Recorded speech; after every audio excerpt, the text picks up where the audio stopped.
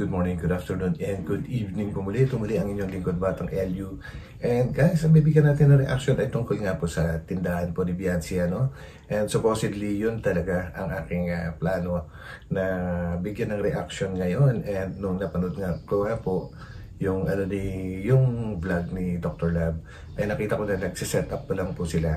Matapos nilang mamili po, ay nagsiset up pa lang. So, wala pa masyadong marereaksyonan kasi sila mismo ay medyo tahimik lang na nagdi-display ng mga paninda. Kaya naisip ko guys na bakit hindi ko balikan yung pinakaunang vlog ni Dr. Lab, kasi honestly guys, nag-start ako na mag-reaction kay Viancy ay nung hawak na po siya ni Kalinga Prab, and never ko pong na-reactionan or napanood man lang yung pagkakatuklas po sa kanya ni Doc Lab, and yun yung gusto kong bigyan po ng reaction sa ngayon. So samahan po ninyo ako guys at panoorin natin na sabay-sabay.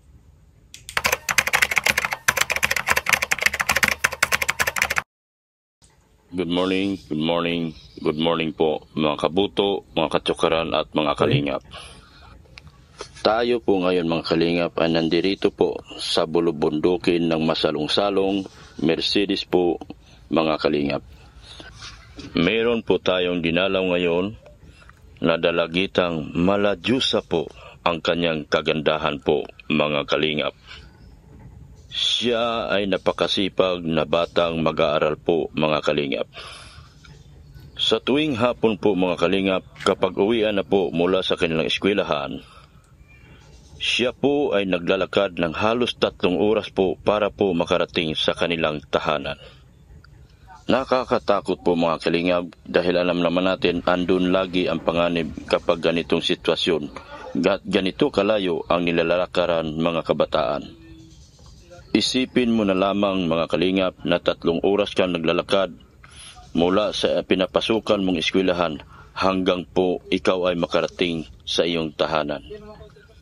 Nandun po ang panganib, nandyan din po ang peligro, lalo na sa isang dalagang maladyusang kagandahan na kagaya niya po mga kalingap. Mga katsuk. Grabe guys, no? Kakaiba talaga si Dr. Lab. Para ka lang nakikinig ng isang crime story sa isang AM radio, kasi puro mga delikado, mga yung nababanggit po and bigla ko napatingin sa paligid ni Viancy pagkasabi ni Doc Lab na nasa bulubundukin ng Mercedes, masalong-salong, yung pala tabing dagat pala yung. So okay, nice one Doc Lab, pagpatuloy mo yan. Karan, mga kaprinsip at mga kalingap, tunghayan po natin ang kwento ng isang dalagang Maladyusa po ang kagandahan. Grabe. Na nakatira po dito sa bulubundukin ng masalong-salong Camarines Norte po. Pero so yun guys, no? Grabe yung introduction po ni Doc Lab. Anyway, malayo na yung mga narating ni Viancy po as of today. And ganun din si Doc Lab. Kumbaga sumabay din siya sa pag-asenso na buhay po dahil kay Viancy, dahil madalas nga po niyang i-vlog si Viancy.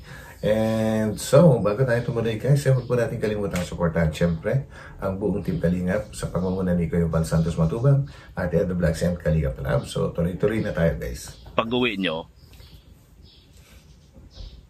lakad kayo. Ilang oras mo nilalakad ang Pambuhan hanggang dito sa Masalong-salong? Anyway guys, suggest ko po na gumamit po kayo ng headset dahil mukhang nung 2 years ago, mukhang hindi pa masyadong uso sa mga vlogger yung microphone. Kaya umaasa lang po sila sa mic mismo ng kanilang cellphone po. Kaya mahina po yung pick up ng mga boses ng kinakausap po nila. Kumbaga silang vlogger lang ang halos naririnig. So headset na muna tayo guys. Tuloy. 3 to 4 hours ang lakad nyo? Depende po sa paglalakad. Depende sa paglalakad. Mabilis na yun, 3. Yung 4 hours, hindi mabagal na yun. Grabe, ang layo. 3 to 4 hours. Totoong malayo. Alam ko yung lugar ni Kuya Ribin, mga kalingap. Ang hirap imaginin yun guys. 3 to 4 hours na maglalakad. papasok sa school o kaya pauwi galing sa school. Naku po, kumbaga bago ka makarating sa school nyo yan, ano ka na, sobrang pagod na. And hindi lang yun, okay naman yung sinabi ni Doc Lab na delikado kasi nga yung mga dadaanan ni Biancy ay hindi naman matataong lugar po, karamihan sa lugar po nila ay hindi pa ganun ka-develop. So, may mga madadaanan siyang, medyo, sabihin na natin, masukal. Masukal yung gilid, hindi mismo yung kalsada, guys. So, yun, delikado rin. Malayo talaga dito. So, 3 to 4 hours kayo naglalakad. Kahirap po ng buhay. Tapos minsan pag nag-aano lang po sila, papasok ng walang sila, walang ulam. Hindi ko na kayang kahit po, masakit sa kalooban ko. Pero nagtrabaho naman po ako. Mga nakaraang yung nagkasakit po siya. Tapos yung nagkasakit po siya. So, ganun yung sitwasyon nila, bago pa sila matuklasan or bago ma-scout ni Dr. Lab, talagang napakahirap ng sitwasyon kasi yung tatay po nila, tatay ni Biancy, may sakit. So ito namang nanay niya, hindi naman talaga makakapag-work ito ng talagang tunay na trabaho po, dahil ang dami po nila magkakapatid, guys, Ang dami po nila magkakapatid. And kailangan na magbabantay talaga kasi si Biancy nag-aaral din. So kaya kumbaga sa paglalabada talaga sila napunta kasi pwede silang magkakasama doon, guys. Patito po papadala ko nung budget namin sa hospital, saka budget ko nila dito pagkain ng mga bata. Kano naman inaabot ng kapatid? Lang, may pamilya po din siya. Tapos yung trabaho na po ng kapatid ko ay sa pilot po. Tapos yung asawa din po nun walang trabaho.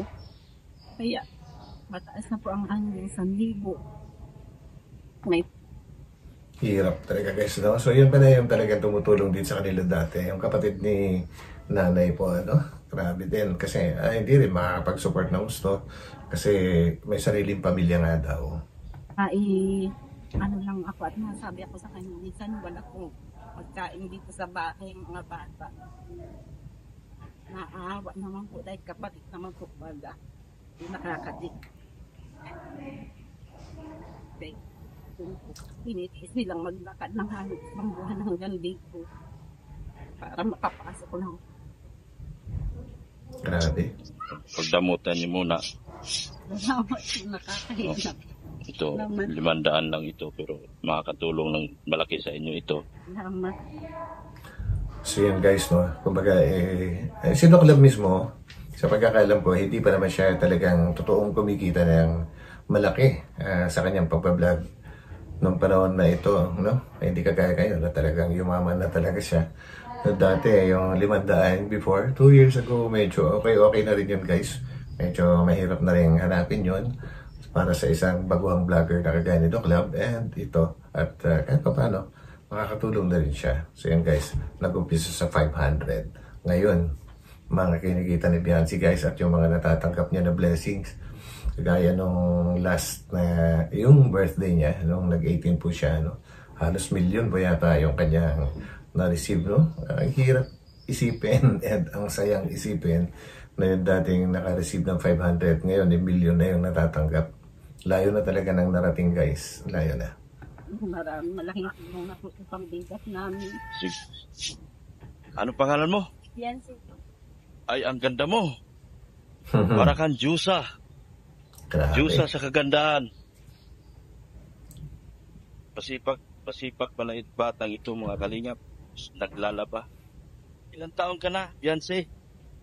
15. Grabe, guys, 16 pa lang siya nung panahon na yan. Pero kahit naman hindi siya talagang naaayusan, ay maganda na rin naman siya. And I think nung panahon na yan ay sumasali-sali din siya sa mga pageant or yung mga contest sa mga schools or sa barangay. Kaya hindi rin niya talaga totally napapabayaan yung kanyang sarili po, 10 years old, namumula sa kagandahan, mga kalingap.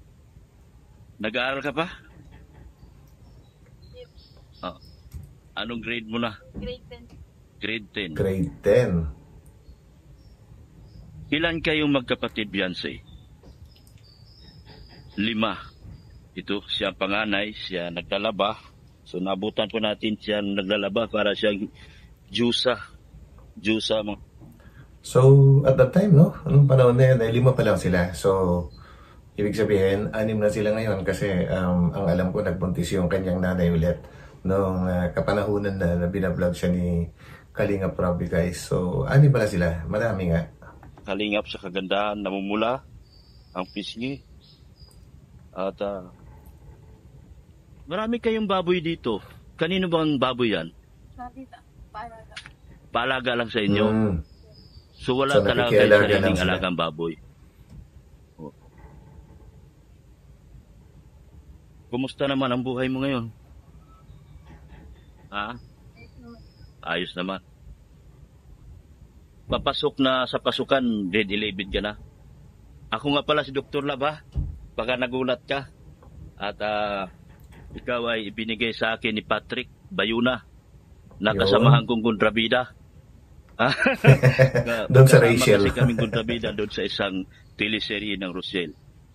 So, Ayun, tignan Rochelle nyo nga mga pala, kalingan sorry. pagmasdan ni mabuti. Ang ganda niya talaga. Oh? Mm. Alam mo bang para kang Diyosa? Nge. Oh, hindi ka maniwala? Para kang Diyosa sa ganda. Nasa kabundukan. Ano bang, hindi ko maintindihan yung lugar nyo. Nasa kabundukan na nasa tabing dagat.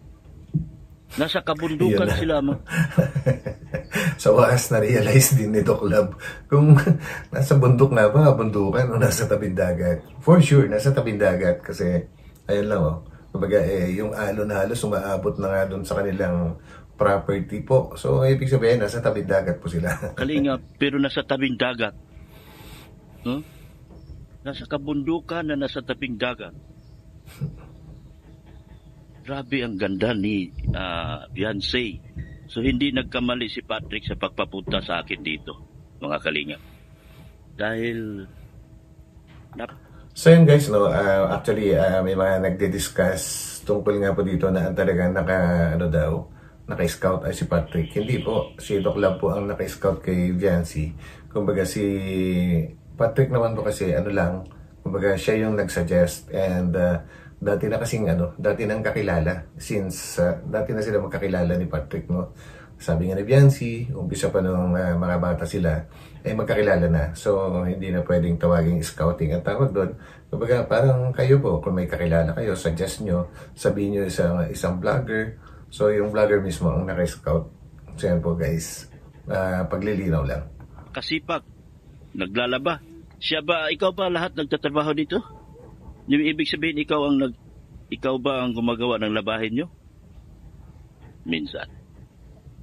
Tulong kayo ni mama mo. So, ayan po.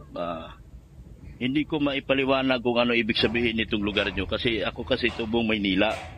Pag sinabing bundok, bundok talaga. Pero itong bundok na ito, may dagat. Bundok dagat po. Oo nga.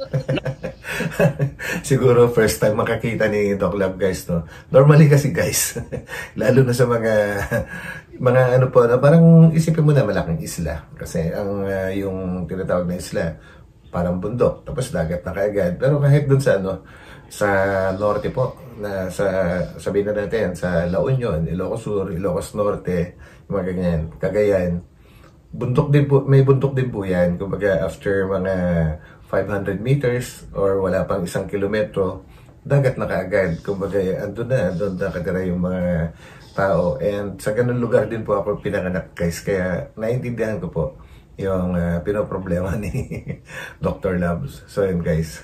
Tataka ako, paano naging may dagat sa bundok? Hindi ko talaga maipaliw. May dagat daw sa bundok. Doc Lab, nasa paanan ng bundok lagi ang ang dagat. Try mo maglibot-libot sa mga iba-ibang bansa, sa iba-ibang lugar ng Pilipinas, at doon mo marirealize na ganun talaga. Tawa lang ako kay Kalingap, Doc Love. pero nasa kabundukan po itong batang ito. Nasa tabing dagat, na nasa kabundukan, na hindi ko maintindihan paano ipaliwanag ng siyensya ito. Ha? Yan po si Beyonce. Ang ubod ng ganda. Ha? Sa Grabe iyong yan. pagiging panganay, madali ba sa'yo para gampanan ang trabaho? Bahay? Mahirap. Hindi? Bakit? Pag kakatapos lang po din, maalo ka po makalat na naman. Makalat na naman. Mas malinis ka na naman po ulit. Ha? Malinis ka na naman po ulit. Uli. Normal. So, Grabe. Mahirap talaga yan. Gusto mo ba siya makita in person? Kalingap na. Yun. Agad po ako na sana po ay matulungan niyo po kami. Para po may ahang po lamang matapat sa kahirapan. Nag-aat. So yun guys, actually first time kong malaman din na talagang nanawagan din pala si Beyonce kay Kalingap Rob po, ano? Ang akala ko lang dati si Doc Love lang mismo yung lumapit kay Kalingap Rob na para ipasok nga si Beyonce para alam naman natin na para mas matulungan ng higit kasi sa mga kayang ibigay po ni Dr. Love po, ano? So yan guys, grabe, ano? And hindi na tayo magtataka talaga kasi nahirapan talaga si Beyonce kasi bilang isang panganay, cargo niya lahat yung kanyang mga kapatid. Kagaya na nasabi niya, yung kalat, number 1 po yan. Minsan nga, kahit ikaw mag-isa sa bahay mo, medyo makalat pa rin pagka ikaw ay isang pabayado. How much more pagka napakarami po nila. At may mga bata. Ayun, number 1, mga bata. Makalat talaga yan. And very thankful naman din ako guys. At least alam ko na ngayon kung ano yung pinag-umpisahan ni Beyonce for the first time talaga. Ngayon ko lang pinanood. Promise. And ang nakakatuwa dito guys, ang layo na, sobrang layo na ng narating ni Beyonce. Kumbaga hindi lang milya-milya, kumbaga sobrang layo na. And ang narating naman po niya ay talagang mas parang ano nga ang tawag nga ni Kalingap Rob dati diyan, parang binaliktad yung mundo ni Beyonce. Kumbaga yung paghihirap na naranasan niya hindi man lang tumagal ng sabi na nating mahabang panahon. Kahit nung unang taon pa lang niya sa pamamahala ni Kalingap Rob guys, ang laki na ng improvement niya kagad. And doon ko narinig yung sinabi ni Kalingap Rob na umikot yung mundo ni Beyonce dahil sa pagtulong po ni Kalingap Rob yun guys. So yun, and hindi ko na masyadong hahabaan guys, actually mahaba pa ito. Gusto ko lang naman malaman kung ano talaga yung sitwasyon nila before. So totoo nga pala yung mga napanood ko rin doon sa vlog ni Kalingap Rob. So yun guys, walang kaduda-duda na na hindi nagkaroon ng yung batawag doon, yung pamemeke sa buhay ni Beyonce. Kumbaga, lahat pala totoo guys. And nakita naman natin ngayon, talagang wala rin silang pinagbago. Umpisa pa dito, kahit yung nanay niya, ganun na kung magsalita. Hanggang ngayon, na talagang maalwan na yung pamumuhay nila, ganun pa rin. Ganun pa rin. Kumbaga nanatiling nakasayad yung kanilang mga paa sa lupa, ika nga, ano. At ganun din siyempre si Beyonce. Ano bago lang kay Beyonce talaga ngayon is talagang nailabas na niya yung kanyang totoong pagkatao po. Kumbaga, naging joker na siya. Kumbaga, nakakapagbiro na siya kay mostly lang naman kay Papa Edo. Siyempre, nakapagpalagay loob na sila. So, yun.